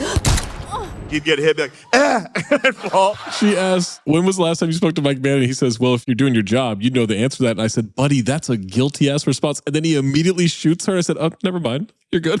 You're in the clear. Then they shoot the helicopter pilot. Did not put this and look at this photograph. Ass off for the helicopter pilot. Completely ass off. He's sitting there. He gets shot and you just see go. His head falls forward. Yeah. Hits her with a Popeye catchphrase. I am what I am. I didn't understand that. Guys, I don't know what's happening. Is there any way you can catch me up with a little exposition here? Well, one of the characters is going to let you know that Salient's over, moving offshore. On the way out, make sure this gets done no matter what. Trump was fucking dying today. Oh, yeah. That was a badass line. SUVs, weapons, heading out. So his plan is to kill the president, leave the country, then collect? Then collect. Then come back. It's not as good as Gerard Butler's plan to get to the president, which is fucking nuts. It is I'm putting the microphone down. The worst fucking security we've ever had. They had one guy guarding an elevator. Was it double team where Van Damme's plan was, I don't have a plan, and that's my advantage? Yeah. That's exactly what's happening here. Gerard Butler, zero plan. He takes the state police guy, he makes him get in the truck, he steals his clothes. He then, with the most distinct voice the Secret Service has ever had, is on the radio calling out fake things happening to get people to go over there. They have one guy at the service elevator, he goes, you know we do that. What? Oh, Billy.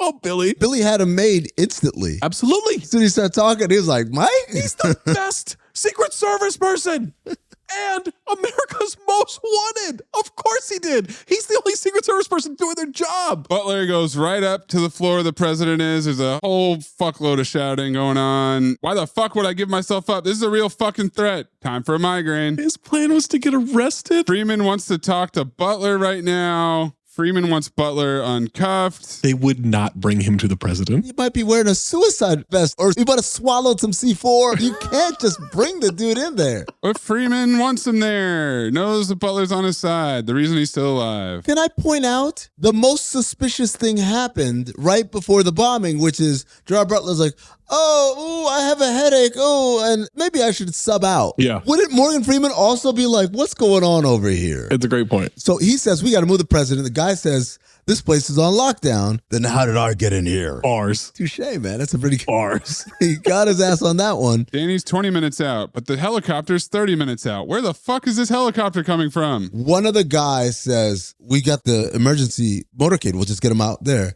And Gerard Butler says no. I want to point that out because they waste mad fucking time. And then eventually he's like, all right, let's get in the car. Yeah. And as they get in the car, Danny Houston's rolling up. I said, see if you had listened to the guy from the beginning. Then Houston would have pulled up to a hospital and ain't nobody there. They hack into the hospital as gas starts coming out of the walls. Now, was anything suspicious happening with the computers at the nurse workstation? It's weird. These computers are crashing. They never crashed. Oh, they never do? She's ass on, by the way, this nurse. Completely. Search for breaches and hacks. I'm on it.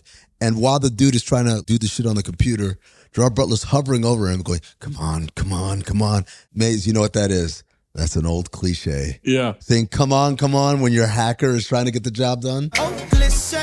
Something from the 20CB. They're going to blow it up by leaking oxygen into the whole hospital. They've got to get out of there. The vice president is trying to keep power before it's given back to the president. What is this, a baton? The president's alive and awake. But they've never transferred back before. They've only transferred to a vice president, never back. Insane. We know, guys, from early in the movie, the transfer of power happens when you grab both feet and squeeze it. Yep. Now, if you never see him, they can never transfer it back. Because he's got to squeeze your feet back. He's got to do the foot rub back. Danny Houston does cut off the transport. They've jammed the comms. There's a massive shootout. Butler's reassuring Freeman before they move. Danny nearly shoots the president, but Sam takes the bullet. Sam. They blow the hospital. CGI, running in front of CGI smoke. Was that CGI? The horrible green screen and CGI. What are you talking about? I had it like Dark Knight. They blew up that hospital for real. I had it like Troll 2, a drawing on a piece of paper. It was worse than Volcano, which came out 25 years earlier. I think my favorite part is when they go to the adjacent building and the smoke and ash is coming in with them. Wait for a look at this photograph. Same note too. He walks in, starts yelling at people, get out the back, get the fuck out. Get the fuck out. Butler wants a barricade in front of the corner office. He leaves Freeman with Lance, tells him, stay alive. Isn't that from the last movie? Didn't Aaron Eckhart tell him that? Mm-hmm. They got to get the job done before the rest of the law enforcement of the country shows up. Butler's going to stop the flank with a 9mm, no tactical gear, but luckily he knocks the guy out and takes his vest off right at the beginning. It's a fucking army. There's 4 Secret Service guys guarding the president. Yeah. And Danny Houston's walking in with a legitimate army. An actual Black Ops army, yes. They walk in. They send Team 3 to go do the flanking. Teams 1 and 2 over here, and they light the ever-living fuck out of these people up. Within seconds, 2 of the 4 are dead. It's actually impressive that the other 2 lasted as long as they did. I was staggered that they were alive. They're trying to give us character development by saying everybody's name when they die. Will! They had a grenade launcher? Oh, yeah. They could have just done that from the beginning. Probably would have saved some time. You're on a time crunch? That's what you lead with. Boom. They go in and they go through all the offices and Freeman's not there. Film noir. Film blanc. Butler fucked him. Danny says, war is about deception. What? Message. Thanks. Not bars. What's the opposite of bars? Lounges. Bars rescue. We get a camera shot to show us that it was the other door, guys. Not the corner office. It was the other door. And now we get Butler and Danny staring down. Butler snipes the guy. There's a helicopter overhead. Everyone takes the stairs to the roof. Butler's fighting whoever's left, plus a helicopter sniper. Some woman is still there.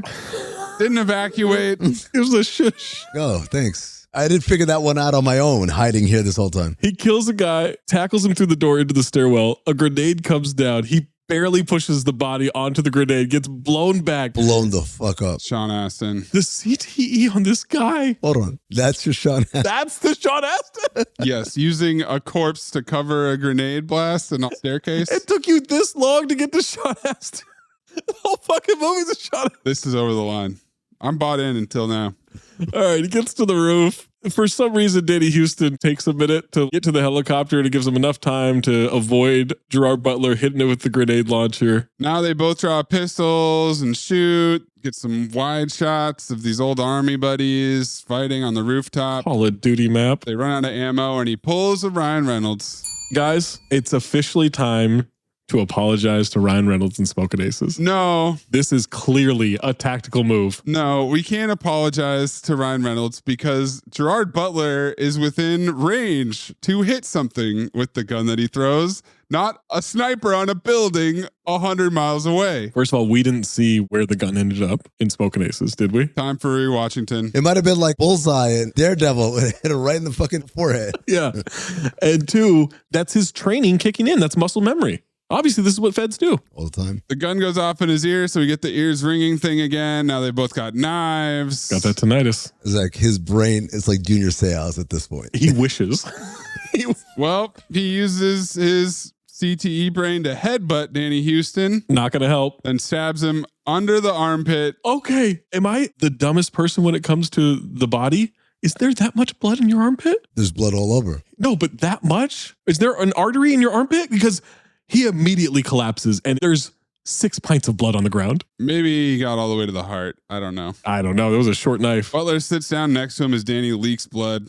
I'm glad it was you. Lions. We're lions. Pretty dope line. Also, there's like 20 minutes left in the movie. No, it's not. No, it's not a dope line. I mean, my note was coming up after this next part because we're wrapping shit up, right? News exposition, FBI dropped the charges, Freeman reinstated, photoshopped into the G20 next to Putin. Oh my God. Great Photoshop job. Topical. Indictments against the real perpetrators expected at any moment. The vice president is in his office still. Danny kept files on him. Freeman thought about keeping him on to fuck with him, but that's the old way of doing things. Now they bring in Lance Reddick on crutches to march the vice president out the door. He's arrested by the FBI. The press is going crazy. Still have 14 minutes left. Freeman is so fucking ass off when he's like, thought about it just to fuck with you over the next 3.5 years. Piper's feeding the baby. Nick Nolte's going to get an RV. They invite him to stay in the house. He wants to be unhoused. He's dying to be unhoused. He wants an RV so he can park it outside. Nolte was going to take that RV straight to Salamanca, Spain. He was out the fucking door. Like Ricky Bobby's dad. Hitchhiking in both directions. Maze, we're going to end it on the family stuff in the home, right? No. Oh. Butler goes to see Freeman. What? God damn it. Something he wants to tell him. Should have been more honest about the concussion and the pills. I'll let you down, sir. You're damn right. Quotes his pop's line about knowing when to quit. Remember that? Yeah. Oh shit, we're ending the movie again with him offering to resign. No letter this time. Face to face. Nope. He's going to be the director. Takes the badge back. No secrets. Roll credits. It's over, right? Fake out. Did the editor have a bet on whether or not he could get this movie to 2 hours? It's Butler and Nolte in the backyard talking about mental illness. They're talking about PTSD. You got to deal with it, right? Was this a PSA? You got a whole lot of shit going on upstairs. Seriously, Dad? You're telling me you're like one level off the Unabomber? I guarantee the Unabomber did not kill 15 people. I don't know. He blew up 15 human beings with explosives that he had rigged, not especially for them, just in case. Multi-bomber. They're going to get unfucked together and rebalance their brains. Cut to the Zero Gravity Center for some sensory deprivation. So we can see these two over-the-hill fucks shirtless? About to enter the theta state. Are they joining Scientology? Butler kind of likes it. Nolte makes an inhuman groan. Clip it. They turn the lights off. Disembodied protests. Nolte's going to pee in there. Roll credits again. What? You know what else helped them get to 2 hours, Zach? The unbelievable number of Russian stuntmen whose names end in V. I don't know if you guys made it there. No, I got the fuck out. It's bat shit. 3 columns. 3? Let me see if I can pull it up for a look at this photograph real quick. Seatbelts fastened. Tray tables in an upright position. Here we go.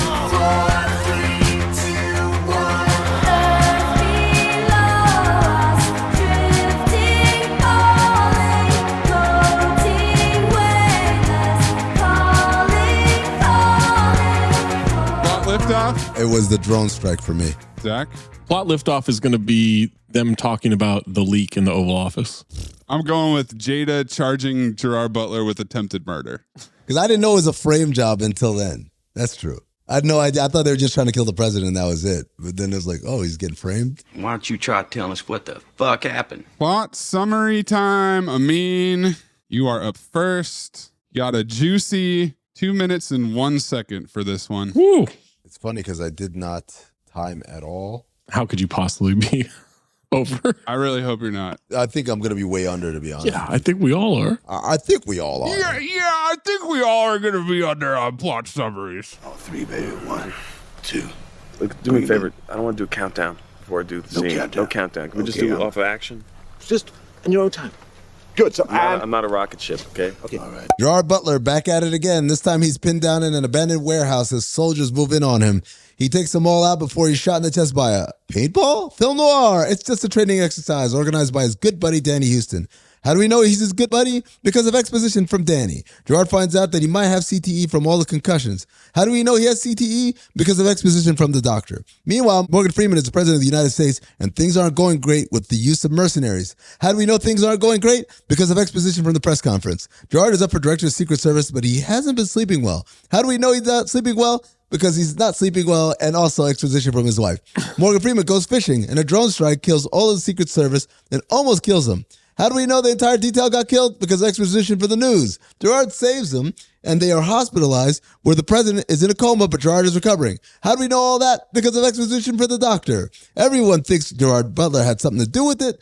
He's arrested by Jada, who thinks he attempted murder of the president. Meanwhile, the VP is sworn in. Gerard is transported to prison and survives an ambush that abducts him. He kills his abductors and escapes in the woods, where he reconvenes with his dad, Nick Nolte. How do we know he's his dad? Because of exposition from Gerard Butler. The VP formally accuses Gerard Butler of doing this with help from the Russians. How do we know the VP does this? Because of exposition from the news again. Jada goes to confront Danny as she follows the lead led by Gerard. Danny kills Jada. The VP secretly behind all of this. Gerard goes to warn the president. 30. Danny destroys the hospital with an army. Gerard Butler fights Danny on the roof, kills him. Somehow, Morgan Freeman figures out that the VP was behind it all, and then we have 20 more minutes of this movie, the end. 15 seconds to spare. All right, Zach, you go. Count me in. 3, 2, 1. Yeah, I think I'll recap this movie for you guys just fine. We've got Gerard Butler, and he is training with his old buddy, Danny Houston, and guess what? They were in the Army. They were Lions. They were, I don't know, adrenaline junkies or something. They robbed a bunch of their fellow soldiers so that they could help out their old buddy Mo, who was a cook at this restaurant. Modakil. Modakil. Go subscribe to his Twitch, twitch.tv/Modakil. We find out that there's some trouble with some war stuff that President Morgan Freeman is having to deal with right now. And I don't know, Russia's on his ass and there's contractors, all kinds of stuff. And that's what Danny Houston's trying to make money off of. So we go on a fishing trip because Morgan Freeman loves to fucking fish.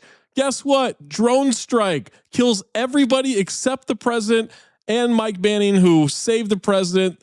Mike Banning gets arrested because they found out that he did it. He was set up. He did all this stuff for the launching of the drones, and now he is in the hospital. He's going to be transported. The president is in a coma. Guess what? Salient. That is Danny Houston's operation. They bust out Mike Banning to capture him because they're going to try to make sure that he dies and that the president dies as well, so they can be put into power for the military by the new VP who will become the president. And this leads to a whole bunch of fuckery of running away. 30. Gerard Butler, the rest of the movie, is just popping pills, having brain swelling. He goes and sees his dad, Nick Nolte, who is an absolute terrorist in the Virginia woods. He saves them. They get to the hospital. They save the president. They get to 10. kill Wade Jennings, who is Danny Houston, on the roof. And then we end this movie with the VP being caught and him and his dad borderline naked in a pool. Maze? 3, 2, 1. Gerard Butler reconnects with his old army buddy, Danny Houston, who happens to be a military contractor now. Butler has brain damage and CTE from too many concussions. He gets migraines, won't stop popping pills, and has insomnia.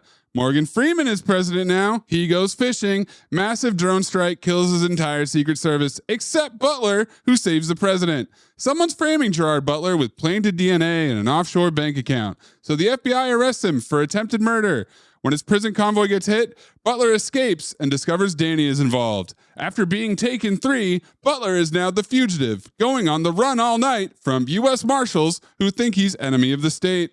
Heads out into the woods to find his estranged pop, Nick Nolte, who has his remote cabin wired with a ludicrous amount of explosives, which are used to kill Danny's goons that come after them.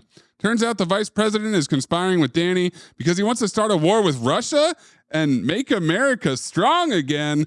Butler breaks into a hospital to see the president, who woke up out of his coma right before Danny tries to blow up the hospital by hacking it.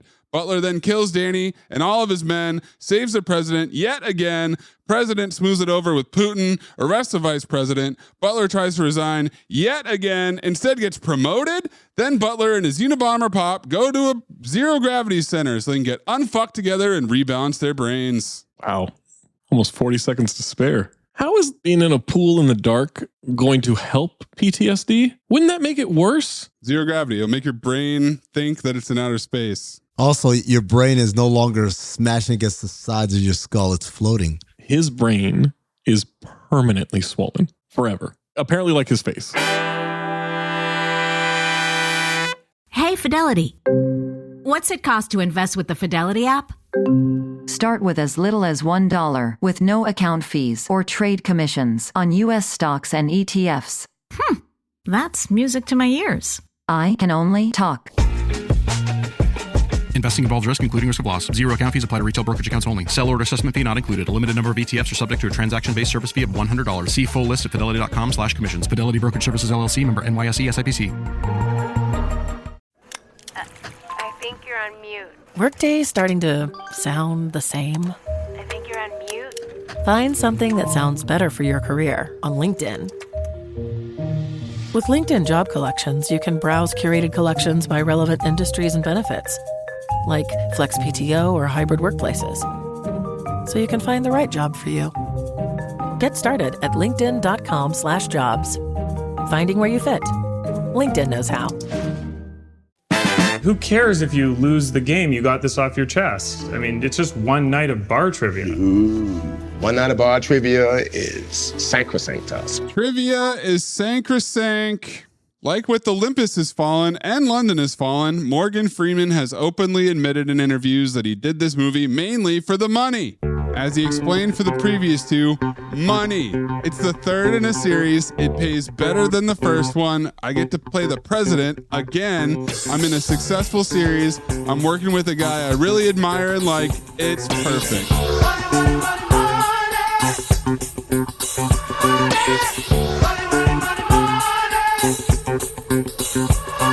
I got paid $2 million to play Crash War. How does that money help you? Well, it does, because that amount is called my quote. That's my rate. So the next film I'm offered, they have to pay that same amount, even if I do a bad job. That means as long as I'm offered even one more movie, I can get $2 more million. Even if I do a bad job, they got to give me that other $2 million. When asked whether he still felt, quote, fire in his belly with regard to acting, he said, I enjoy it. I still enjoy it. I love making movies, but it's more like smoldering embers now. CT5 Liars. Piper Perabo replaced Radha Mitchell, who played the wife in the first two movies. I looked up Radha Mitchell's filmography. Maybe she went on to bigger and better things. She hasn't. Well, you hated her anyway. Like, why would you turn the job? You're glad this happened. I'm happy for the recast. She could have played this role the exact same. No. And you would have changed. She couldn't. Your entire view of how this character was. Piper Perabo is awesome.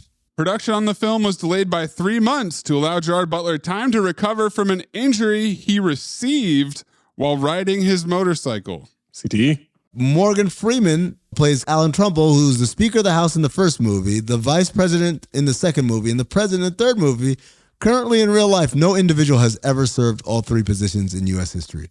Trendsetter. Though it's the third installment, it is the first time Morgan Freeman and Gerard Butler actually worked together. If you remember our London Has Fallen episode, they had body doubles for the hallway scene, and in the first movie, they shared 0 scenes. Reportedly, there were no plans to have Aaron Eckhart return to play the role of the president, as in the second film, it's mentioned that Asher is over 6 years into his presidency, and the maximum time for U.S. president is 2 terms, for now. So Morgan Freeman took over the role instead. Zach, this would have driven you crazy, I'm sure, if you had seen this, but despite a poster for the film showing Air Force One being shot down, the scene never happens in the film. Ooh. The poster was made before the script was changed. It's a good thing I didn't see that. Yeah. It is a good thing. Morgan Freeman had his hair and beard shaven down a bit for this role to have a more presidential look. This is a quote from Gerard Butler. I'm about to make the next Has Fallen, which is more like The Fugitive. It's our version of Logan. What that was to Wolverine, that's to this. It's a lot of city falling, and even we were like, how many cities can we have fall? So it's going to be really surprising and visceral. It was visceral, for sure. The president wears a hat with the University of Mississippi logo. That's Mississippi? Yeah. In real life, Morgan Freeman owns a residence in Mississippi within an hour of Oxford. Ole Miss. Originally, Holt McCallany was going to play Wade Jennings, but he was replaced by Danny Houston. That one was a good one. UK is where they shot this. It's supposed to look like Pennsylvania, though. Nailed it. And this is the first film in the franchise in which the main villain is an American. Well, boys, we got one more review. Tony Medley? I didn't check until just now. It wouldn't be a political thriller unless Tony Medley weighed in. It sure would. He's back in 2025 heavy, isn't he? The first one in this series, Olympus Has Fallen, was pretty good. Notable mainly for its score by Trevor Morris and its fine supporting performance by Radha Mitchell. The second, London Has Fallen, was a formulaic idiocy, maybe because Antoine Fuqua, who knows about action, was replaced as director by Babak Najafi. For this one, they have dumped some of the mainstays of the first two. The outstanding Mitchell is no longer the wife of Mike Banning, Gerard Butler, who spent 5 years preparing to be a lawyer solicitor in Scotland when he had the good fortune to be told after all the time that he wasn't going to make the grade. Despite having been president of the Law Society at Glasgow University, he made the wise decision to become an actor. End parentheses. Being replaced by Piper Perabo. Why was that a piece of trivia that he felt necessary to introduce? No shit, it's the majority of the paragraph. And Morris was dumped for David Buckley to write the score, and that's a small minus because the score is a huge part of a good chase film, and Morris is very good. But the new director for this third film, Rick Romanois, is clearly better for this film series than either of the first two, as he has put together a highly entertaining chase film. As with the others, Banning is in almost every scene as a Secret Service agent guarding the president, Alan Turnbull. Don't go see this for Freeman's performance, though, because he spends most of the film in a coma.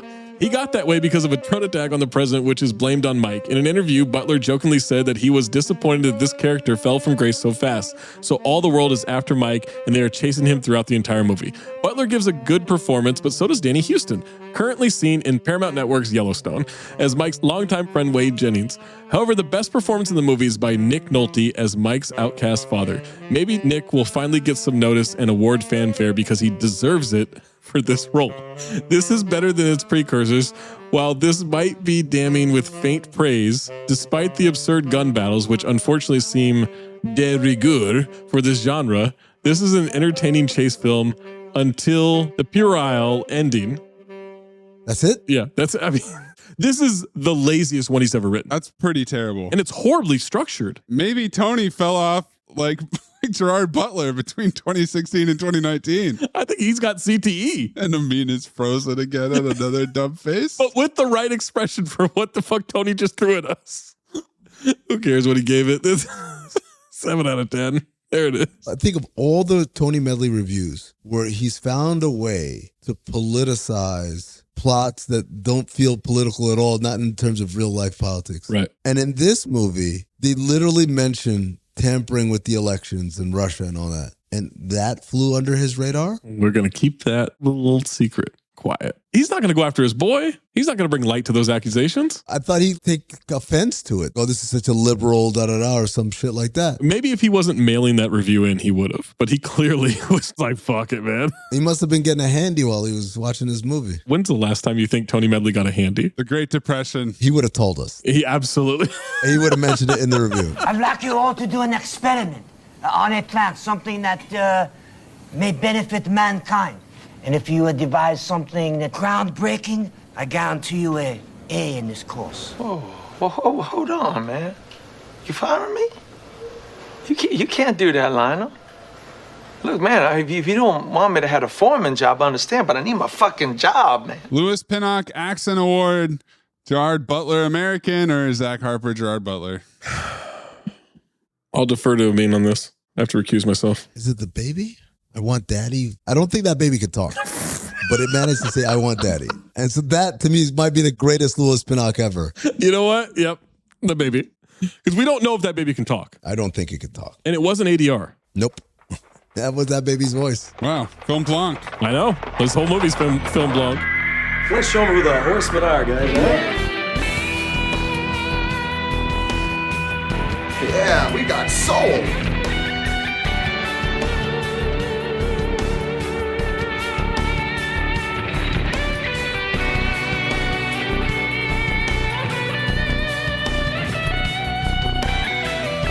Five Horsemen, migraines or CTE, pills, insomnia, trauma, news exposition, poppy talk, Gerard Butler saying fuck lions. A lot of exposition. Radio exposition. Radio journalism. May I add bloating/swelling? Because then that can count for the brain too, right? The brain and the face. Film blanc. The most obvious twists and turns. It might be radio exposition. Yeah, let's go with radio exposition, radio journalism, whatever that is. Like you said earlier, there's never been a movie we've had where there's so much exposition delivered solely by newscasts on the radio. Right. It's always TV. When the president wakes up and then the next scene, immediately, we're getting it blasted out on the airwaves. Didn't even wake up yet. Wiggled his finger. He's responding to stimulus. Let's tell the entire world, including whoever tried to kill him and is listening. Insane. And let them know his hog is enormous. Yeah. Breathe in through nose, out the mouth. Ass on, ass off. Teddy Rex, Moosey Teddy Rex. Teddy Rex, Moosey Teddy Rex. Ass on.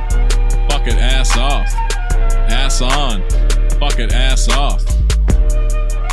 Michael Biehn Memorial Ass On Award. Gerard Butler suffering a migraine. No. Morgan Freeman being in a coma. No. Jada Pinkett Smith as FBI agent Helen Thompson. Lock it in. Jada, yeah. Jada, if it weren't for the fact that the guy died in one scene after he had his line, it would be the driver of the van. Absolutely. He was awful. Carl Weathers Memorial Ass Off Award. It's a race. Nick Nolte as Clay Banning or Danny Houston as Wade Jennings. Or Gerard Butler. Be respectful. Or the baby. Or the baby. Or Piper. Piper's in there too. Sam died with his ass off. George Washington painting. Murph was great.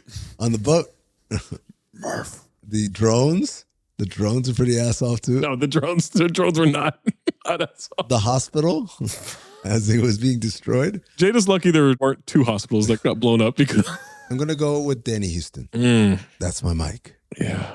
That's my mic. I think I'm going to go Nolte. I think Nolte's the guy. I think Danny Houston had worse lines that he had to make believable, though. Lions. Yeah, I think what ended up happening there is that Danny Houston's character, even in the hands of Holt McCallany, who it was supposed to be, I'm not buying in. Who's Holt? Who's that guy? He was the guy in Jack Reacher. Who's that, man? Oh, yes, that guy. Got it. I like him. He's a good actor. Yeah, he's good. But Danny Houston... he's charming. He's charming in a way that sold this. Like you actually believed that he and Gerard Butler were friends. Yeah. And he sold the stupid ass "we're lions" line. Oh my God, yeah. I bought in. That's a bar. All right, then Dodge. Sweep it. You're good at keeping secrets? Absolutely. Because I've got a present for you. Secret present outside by the dumpster. Is it a baseball mitt? To fit you like a baseball mitt, like a glove. I hope. Golden Dumpster nominees: Butler killing 4 guys in an SUV while handcuffed. Tim and Bobby from the High Mountain Militia. Danny Houston gaslighting Gerard Butler. I wish I could trade places with you. And mid-credits, shirtless Nolte and Butler. Let me add, and how the fuck did I get in here, Gentry? That's a great one. Also, putting Morgan Freeman to the ballistics cover or whatever thing, where he's got his ass off look on his face. What the fuck is wrong with you? And he just flips out on Jada Pinkett, the helicopter pilot getting shot. Mine's going to be Nick Nolte having a random cut on his head like an old man. It's such a great touch to his character. Maze? I got to go with mid-credits for no reason. Nick Nolte and Gerard Butler shirtless. It's so unnecessary. One more scene that we really didn't need. I'm going to go with the baby freaking out when the black people showed up. Ass off. Well, Amin, you picked it, motherfucker. Motherfucker. I like that. Over file. I really enjoyed London Has Fallen. And so I thought, look, they landed on a formula, plug and play, going to do it some other city. It's a new president. The threat might be a little different, but it's the same shit. And I was staggered. I found multiple times watching this movie, I was like, this is so much slower than London Has Fallen. This has so much less action. Yes, we get the drone strike, and yes, we get the hospital or the medical complex assault or whatever. But there's just so much of this movie that isn't the action. It did not capture my attention like London Has Fallen did. plus 2 hours plus on the runtime, despite the movie ostensibly being over with 20 minutes to go. Like Zach said, I think they had a bet or something. I don't know. Sadly, this is going to be a phobe for me. I never want to watch this movie again. Wow. Yeah. Maze? Phobed it as soon as you guys started praising Gerard Butler in the first 5 minutes of the movie. I didn't like London Has Fallen. I phobed that. It's longer. It's more quote unquote character driven because he pops pills and he's the fugitive. Terrible bad guys. Danny Houston did his best. Nick Nolte did his best. Danny Houston's a terrible bad guy? No. You've gone too far. Vice President, terrible bad guy. No, you guys are wrong. It's a file. I don't know what's going on here. Gerard Butler, for whatever reason, is made for Cinephobe. He gave us another great, it's long. If you cut the movie off when he kills Danny Houston, even the weird, hey, I'm going to live in an RV and go to Salamanca and nah, you live with us. Even if you cut it off there and you don't have those 2 extra scenes, it's such an easy file. Gerard Butler's fantastic in this movie. I don't know what the fuck Maze is talking about. It's great about thanking them for our service. It's great awareness about CTE. It's great awareness about PTSD. It's great Gerard Butler talking. He's so ass off. Nolte's so ass off. Danny Houston's so ass off. There's 2 bad actors in this movie, 2 bad performances, and they're minor characters. This is an easy file. I don't like the way you talked about Gerard Butler. Maze? I don't like the way you were so close-minded about this movie. He was. And Amin, I'm shocked at you. I'm disappointed. I went in wanting to like it, and then it didn't do it for me. You didn't watch the entire credits? You watched an hour and 55-minute movie. It felt like 3 hours. How about that? I'm not like Maze. I like Danny Houston. I thought he was a good villain, albeit it was very ham-handed how, his best friend is actually trying to get him killed or whatever frame. Ham. I like Gerard Butler. I thought he was good. I thought Piper Perabo was, wow, what a tour de force. So what's the problem? Ham. The baby's ass off. We never have a good child in these movies. We never have a good child actor. You know what? You sold me, man. The baby was ass off. Yes. I'm switching. It's a file. You sold me, man. The baby was ass off. The baby was ass off, man. Wow, you guys almost disagreed 2 weeks in a row. Good job. May, sometimes you hear a good counter and you just got to say, all right then, Dosh. All right then. You send us your Phober file, Golden Dumpster, Ass On, Ass Off, 5 Horsemen, Lewis Pinnock, Plot Liftoff, at Talk Hoops, at Darth Amin, at Corn Puzzle, at Cinephopod, at Count the Dings, or drop in the Discord by being a Patreon subscriber, patreon.com/countthedings. Next time we make love, you introduce me to Jade.